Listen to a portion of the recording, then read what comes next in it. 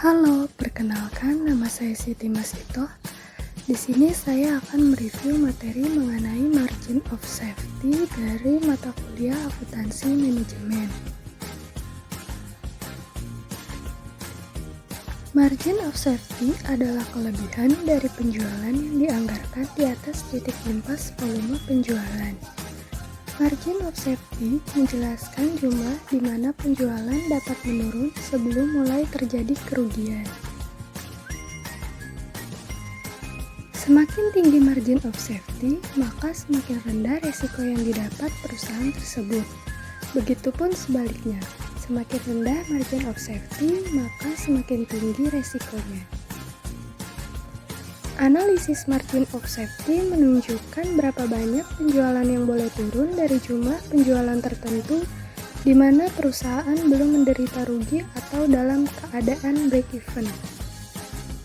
Dengan kata lain, angka margin of safety memberikan petunjuk jumlah maksimum penurunan angka volume penjualan yang direncanakan yang tidak mengakibatkan kerugian.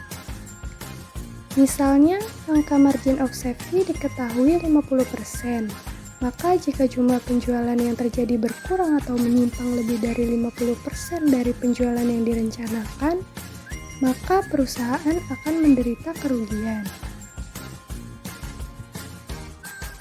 Kemudian, untuk menentukan margin of safety dapat dihitung dengan menggunakan rumus margin of safety sama dengan penjualan dikurang penjualan impas.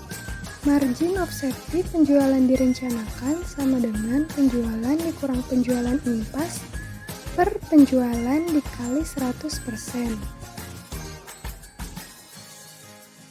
Adapun kegunaan margin of safety yaitu memberikan informasi tentang berapa besar volume penjualan yang dianggarkan atau hasil penjualan tertentu boleh turun agar perusahaan tidak menderita kerugian, sehingga dapat membantu manajemen dalam proses perencanaan laba perusahaan, khususnya laba jangka pendek agar perusahaan mendapatkan laba yang optimal.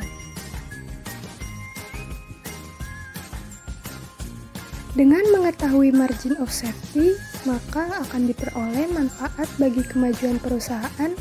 Dalam hal ini, margin of safety bagi perusahaan yang merupakan syarat bagi manajemen untuk mengetahui batas keamanan dari kondisi penjualannya dan juga dapat diketahui berapa yang harus diproduksi agar penjualan mendekati titik break-even point.